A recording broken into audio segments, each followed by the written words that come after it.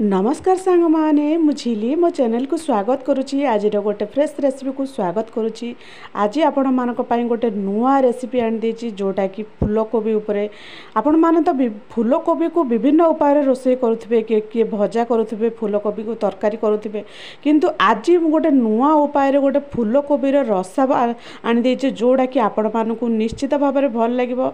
आ आपण माने थरे फूलकोबी रो रसा घरे बनांतु, करिकी खातु केमिति लागिला मो सहित आपण मानकर अनुभूति शेयर करंतु। आज ये फूलकोबी रसा केते डेलीशियस, ता सहित केते टेस्टी, ता सहित मटन माने चिकेन मटन ग्रेवी सहित आज ये फूलकोबी रसा बहुत बहुत बहुत बढ़िया लगिबो। ता सहित मध्य माने टिप्स एंड ट्रिक्स सहित फॉलो करंतु, ताहाले बुझी पारिबे आज रेसिपीटा केते डेलीशियस। नमस्कार, झिलीस किचन को स्वागत करुच्ची। आज आपण मानक पई गोटे मो रेसिपी आनी दीची जोड़ा कि फूलकोबी रसा। से मु गोटे फूलकोबी नहीं जाइए जोड़ा कि छोट फूलकोबी। आपण मैंने चाहिए फूलकोबी क्वांटिटी कम अधिका करके नहीं पारे। फूलकोबी को भल भाव में धोईकी सफा कर देछि, लुण माने हलदी गुंड देकी भल भाव में सफा कर देछि। ए द्वारा भल भाव में सफा करने द्वारा से पोक भल भाव में माने बाहरी जाए। ता सहित फूलकोबी को एठारे बड़ बड़ टिके खंड करदे जोड़ा कि माने तरकारी की बहुत भल लगे। ता सहित फूलकोबी रसा करने बेसिक मसला दरकार। नॉर्मली आमर पियाज टिके अदा टिके रसुण ता सहित गोटे टमाटो किछि कंचा लंका, यही बेसिक मसला को गोटे फ्राइंग पेस्ट गोटे करदेबा। ता सहित गोटे कड़ाई बसैदेबा। कड़ाई रे माने काटी रखिथिबा फूलकोबी को पकाई दे अल्प टिके पानी दे देकी किछि समय ताकू फुटिबाकू देबा।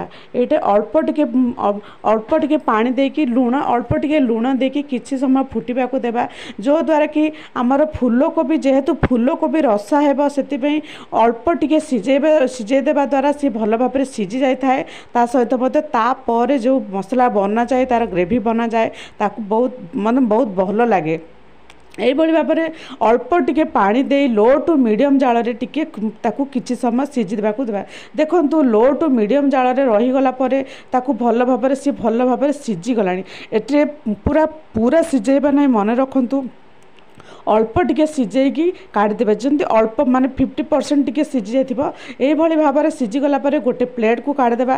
प्लेट को काढ़ीदेला परे ताकू आ गोटे मसला ग्रेवी बनैबा जोड़ा कि तरकारी पई माने मसला ग्रेवी बनैबा। ता सहित जेहेतु फूलकोबी रसा होउची जेकोसी माने तेल नहीं पारिबे, किंतु मु सोरिष तेल देकी तरकारीटा बनाउची जोड़ा कि टेस्टी सहित देखा डेलीशियस लगे। ता सहित बहुत भल लगे।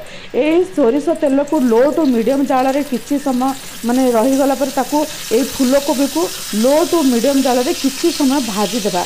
किछि समय भाजी देबा द्वारा यही फूलकोबी रे जो माने जो सिझी जाइथिबा रस मेलटा कटिजिबो। ता सहित मध्य तरकारीटा बहुत भल लगे।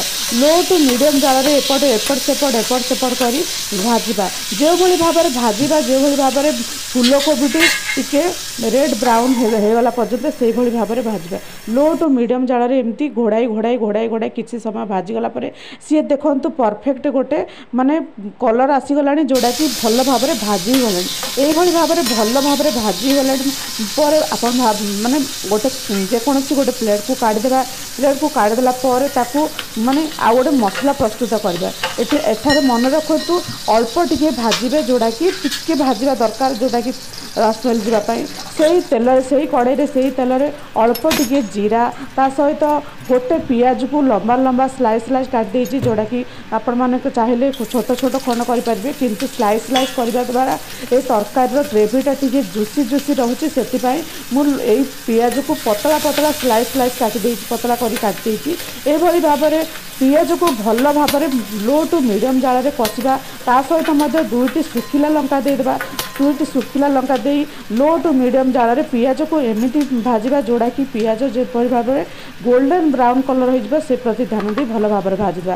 पियाज उपर अल्प टिके काश्मीरी लंका गुंड देदेबा द्वारा माने तरकारी कलरटा बहुत भल लगे। ता सहित टेस्टी लगे। अल्प टिके हलदी गुंड दे ता सहित अल्प टिके लुण दरकार मुताबिक लुण दे भल भाव में माने भल भाव में भाजी देबा जो भाव में भाजवा जो भाव देखु यही पियाज उपर जदि आम हलदी गुंड लंका गुंड देवे देले तार कलरटा अल्प समय भितर आसी जाए ता सहित बाटी रखिथिबा अदा रसुण पियाज टमाटो कंचा लंका यही बटा मसला को पकई लो टू मीडियम जाल में भल भाव में कषा जो भाव में माने तेल ऊपर को न उठी से पर्यंत लो टू मीडियम जाल में एमती कषुवा देखो घोड़ाई घोड़ाई लो टू मीडियम जाल में घोड़ाई घोड़ाई कषा द्वारा से माने मसलाटा केते सुंदर कलर हो जाए सहित माने तेल ऊपर को उठी जाए भाजी रखि आम फूलकोबी को पकईदी भल भाव में एमती गोलाई देवा भल भाव में मसला सहित से जो भाव में भल भाव में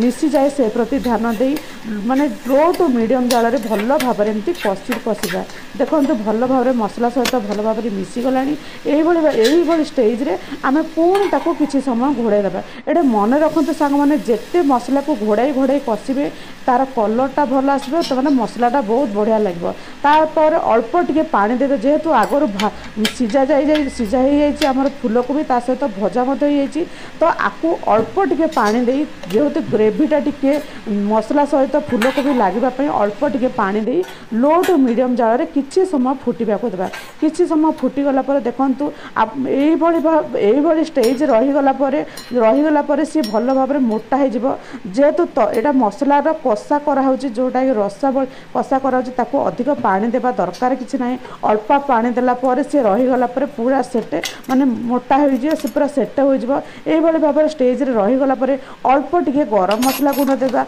अल्प टिके गरम मसला गुंड दी पुणी ताको किसी समय घोड़ाई देवा पुणी किसी समय घोड़ाई देला पूरा 5 ରୁ 10 मिनट कि 10-15 मिनट छाड़ीगला देखु किसी समय रहीगला तरकार कलरटा केते सुंदर होते डेलीशियस हो आज रही फूलकोबी रसा फूलकोबी मसलादार फूलकोबी यही भाव में देखो जूसीटा पूरा माने जूसटा बहुत बढ़िया आपण मैंने चाहिए माने पानी अधिका दे पारे तरकारी बनीज जेहेतु आज फूलकोबी रसा बनाऊँगी तो अल्प टिके जूसी रखी आशा करुँची आज रही फूलकोबी रसा आपण मानक निश्चित भाव में भल लगी जदि भल लगे सांग मैंने गोटे लाइक करेंगे चैनल नुआ थे सब्सक्राइब करेंगे भूलबार नहीं आपण मानी सब नुआ नुआ उपाय नुआ नुआ डिश सहित आपण मान सामने सब आसूची आशा करुँची आपण मैंने मो वीडियो को माने देखिकी गोटे लाइक निश्चित भाव में करेंगे आज ये डेलीशियस फूलकोबी रसा को आपण मैंने थरे घरे बनातु केमिति लागला आपण मैंने मो सहित निजर अनुभूति शेयर करतु रोचे सांग मैंने पुणी देखा नुआ एक रेसिपी सहित जय जगन्नाथ जय जगन्नाथ जय जगन्नाथ।